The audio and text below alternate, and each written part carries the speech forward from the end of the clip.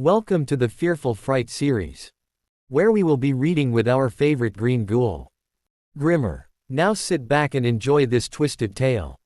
Today our story is called The Bride Who Never Heard the Bells. No one remembers when St. Agnes Church was built. The records burned long ago, or were eaten by mold, or simply refused to be found. It sat at the far edge of town where the pavement broke apart into dirt and weeds, its steeple leaning like a crooked finger accusing the sky.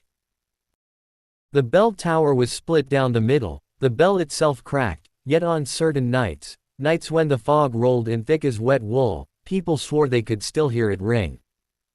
Once. Twice. Then stop. No one ever stayed long enough to hear a third. The homeless knew better than anyone. They avoided St. Agnes even in winter, even when the cold turned their fingers blue and the shelters were full.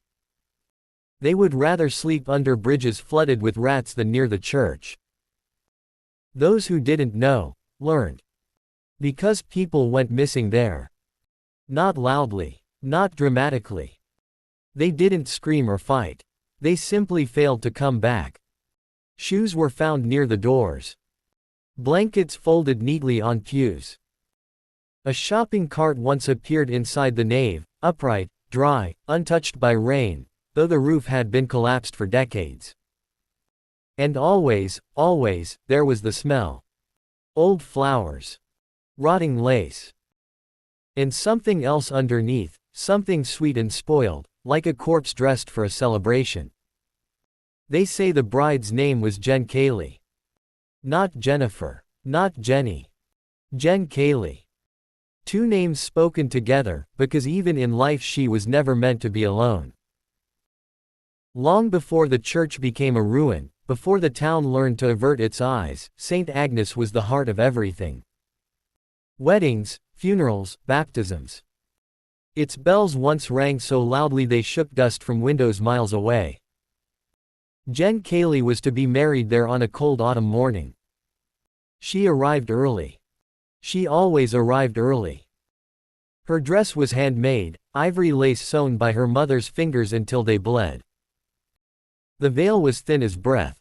She stood at the altar while candles flickered and her breath fogged the air. Outside, the guests gathered. The organist waited. The priest checked his watch again and again. But the groom never came. Minutes passed. Then an hour. Whispers spread like rot. Jen Cayley did not sit. She did not cry. She stood, hands folded, smiling faintly, eyes fixed on the doors. "They're heavy," she said softly, when someone tried to lead her away. "He'll need help opening them." The bells never rang. By nightfall, the guests had gone. By dawn, the priest locked the doors. By the next week, they found her body. She had never left the church. She lay at the altar, still standing in spirit even as her legs gave out. Her fingers were worn raw and bloody, nails broken, as though she had been clawing at the doors from the inside. Her mouth was open, teeth cracked, frozen in a smile so strained it looked like it hurt to hold. They buried her in the dress. That was their first mistake. After that, the church changed. Candles went out on their own. Doors slammed shut without wind. Brides refused to walk down the aisle. The bells cracked one winter night with a sound like a scream being snapped in half. And people began to see her. At first, it was just a shape at the altar. Then footprints in dust that hadn't been disturbed in years. Then a woman in white standing at the doors, back turned, veil dragging across stone that should have shredded it. She never faced anyone. She was always waiting. The homeless called her the waiting bride. They shared stories in low voices, warning newcomers never to answer if they heard someone calling from the church. Because she called now. She called like a woman trying not to cry. "Is he here? Have you seen him? The doors are so heavy." Those who answered vanished. One winter, a man named Earl took shelter there. He was drunk enough not to care and cold enough not to argue. He pushed open the doors and laughed at the stories. In the morning, the police found his coat neatly folded at the altar. Inside it was a wedding ring. Too small to fit any man. Still warm. Another time, 3 teenagers dared each other to go inside. 2 came running out screaming, swearing they heard breathing behind them, felt fingers brushing their hair. The third was never found. Only her phone.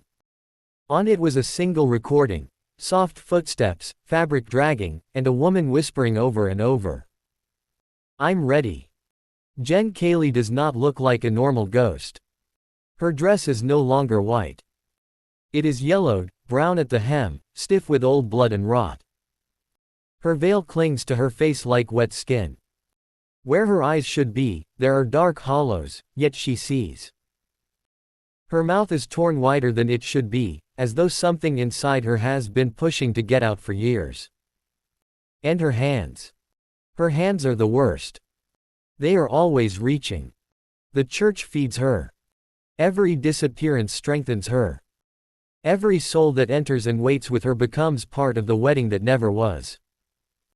At night, if you stand far enough away, you can see movement inside the church. Pews filling. Candles lighting themselves. Shadows standing shoulder to shoulder. And at the altar, the bride waits. Some say she is not waiting for a man anymore. Some say she doesn't remember his face. She only remembers the waiting. So she makes others wait too. Forever. The last person to investigate St. Agnes was a city worker named Mark Delaney. He went in with cameras, recorders, a priest on speed dial. He laughed at the stories, just like Earl. The cameras cut out after 3 minutes. The audio lasted longer. They heard footsteps. Then bells. Then a woman's voice, close, intimate. "Are you here?"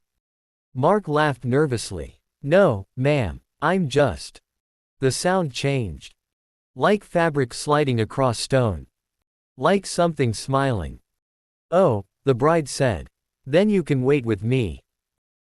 The recording ended with Mark screaming, not in fear, but in pain, as though something were pulling him apart slowly. They never found his body. But the next time the fog rolled in, the bells rang 3 times. If you ever pass St. Agnes Church and see the doors slightly open, do not go inside. If you hear a woman whisper your name, do not answer. And if you see a bride standing at the altar, smiling patiently, veil trembling as though she's breathing, leave. Because Jen Cayley is still waiting. And she is very, very tired of waiting alone.